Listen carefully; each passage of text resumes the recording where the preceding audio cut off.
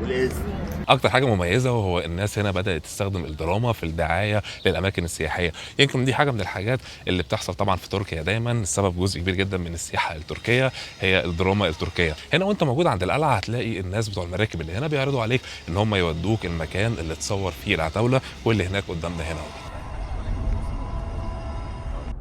سعر تذكرة الدخول للقلعة هنا هي 60 جنيه لو انت مصري طبعا، ولو انت اجنبي بيكون سعر الدخول 100 جنيه. اما طبعا الطلبة فكالعادة بيكون ليهم نص ثمن التذكرة. القلعة واللي اتبنت مكان انقاض واحدة من عجائب الدنيا السبعة القديمة، وهي طبعا منارة اسكندرية القديمة، واللي بالمناسبة حاليا مبنية فوق جزيرة. المكان اللي احنا فيه دوت بيعتبر جزيرة مش جزء من الارض الخاصة بمدينة اسكندرية. القلعة طبعا مكونة من جزئين، الجزء المربع اللي ورانا دوت اللي هو القلعة، جزء الاسوار اللي احنا موجودين فيها ديت واللي بتحوط القلعة من كل اتجاه، واللي طبعا بتضم مخازن السلاح واماكن سكن الجنود او الاقامه بتاعتهم. ورايا هنا طبعا هتقدروا تشوفوا الفتحات بتاعه القلعه من الداخل او غرف المراقبه والدفاع اللي بتكون داخل القلعه اللي فيها الفتحات اللي قلنا لكم عليها. القلعه طبعا زي ما انتم شايفين او زي ما قلنا لكم يعني بتكون في اكتر جزء بارز من الارض بتاعت اسكندريه، او مش ارض اسكندريه يعني، الجزء اللي هو طبعا اللي احنا موجودين عليها دلوقتي او اللي اتبنى عليها القلعه مكان المناره القديمه، بحيث ان هي تسمح بالاكتشاف المبكر لاي خطر او سفن جايه والتعامل معاها بشكل مبكر برضه.